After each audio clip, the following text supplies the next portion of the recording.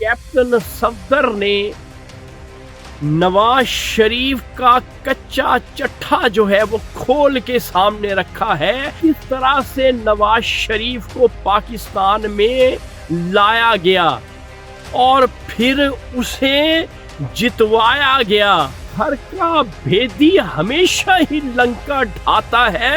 अगर आप इक्तदार में आना चाहते हैं तो खिदमत अवाम की भूल जाए। एक इदारा है, एक शख्स है जिसकी खिदमत आपने करनी है, वो इस वक्त है जनरल आसिम मुनीर। GHQ की खिदमत करें, फिर देखें आपको कैसे हुकूमत मिलती है। जनरल आसिम मुनीर को बनाया ही इसलिए गया था आर्मी चीफ कि वो शरीफों को नवाजेगा।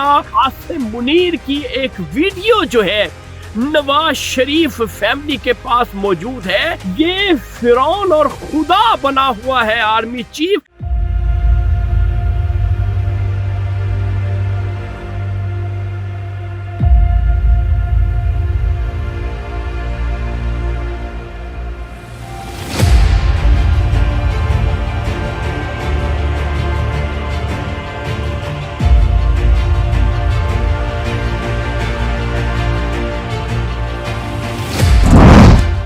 बोले ना बोले, शाहीन तो बोलेगा सच।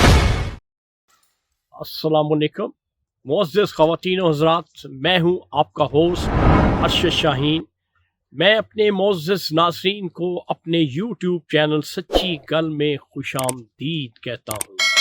मुअज़्ज़िज़ ख़वातीन और हज़रात, मेरे पास इस वक्त मेरी मुवक्किला ने एक वीडियो मुझे मौसूल करवाई है।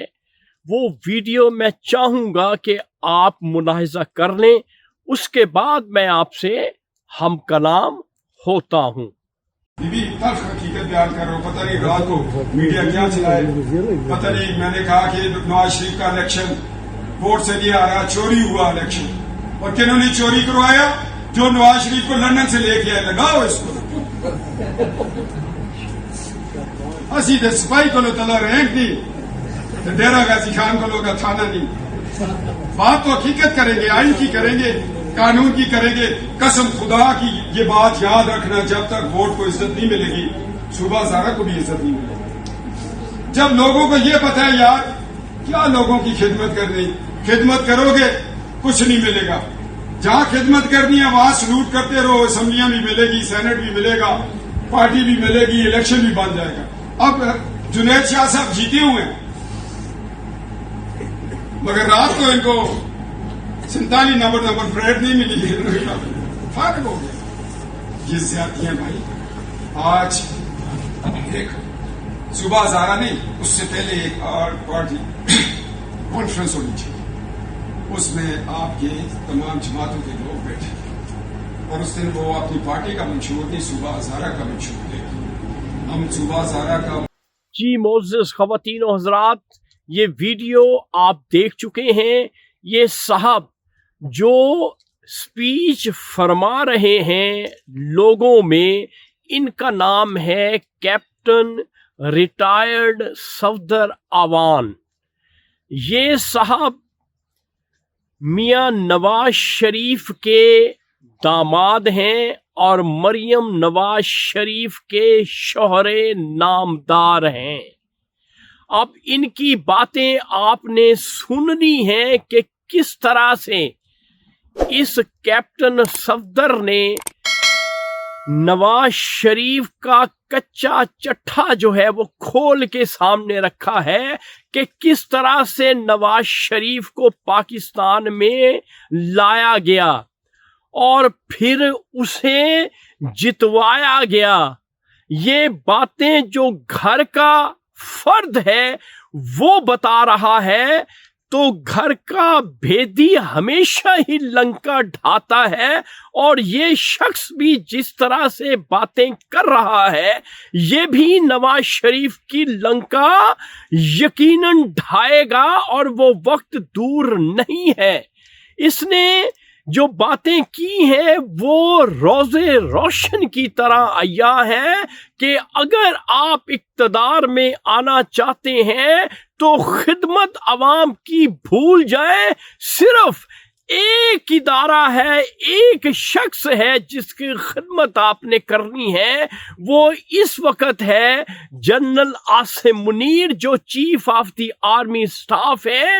اس نے کھلے لفظوں میں کہا ہے کہ صرف آپ GHQ کا طواف کریں, GHQ کی خدمت کریں, پھر دیکھیں آپ کو کیسے حکومت ملتی ہے. یہ بات ذہن سے نکال دیں کہ آپ نے عوام کی خدمت کرنی ہے, پاکستانیوں کے لیے کوئی منشور بنانا ہے. یہ باتیں ساری ڈھکوسلے بازی ہے.